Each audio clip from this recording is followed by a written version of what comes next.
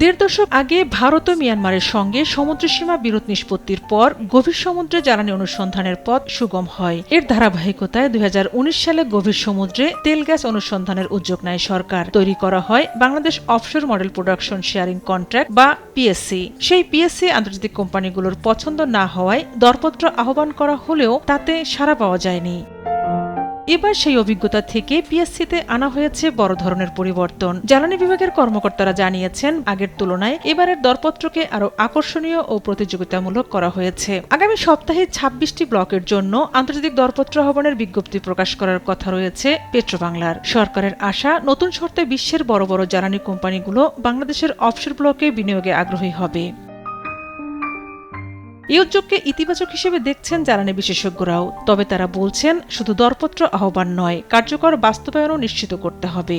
আমরা যতটুকু এক্সপ্লোরেশন করেছে বে অফ বেঙ্গলে, আমাদের তো রেজাল্ট খারাপ না, আমাদের ভালো রেজাল্ট আসছে।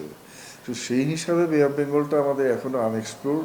এটাকে ভালো মতো এক্সপ্লোরেশন করলে এখান থেকে ভালো রকমের সম্পদ আসার সম্ভাবনা বেশি, কমের চেয়ে বেশি। একই সঙ্গে দেশীয় উৎসে গ্যাস অনুসন্ধান জোরদারেরও পরামর্শ দিয়েছেন তিনি।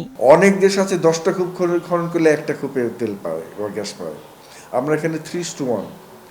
সুতরাং it is a very good place to explore and to harness. এই সম্পদটা আহরণ করার জন্য খুব ভালো জায়গা।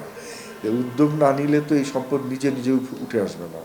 বর্তমান সরকারের ১৮০ দিনের কর্মপরিকল্পনায় স্থানীয় গ্যাস উৎপাদন বৃদ্ধি, অফশোর ও অনশোর পিএসসি চূড়ান্তকরণকে অগ্রাধিকার দেওয়া হয়েছে।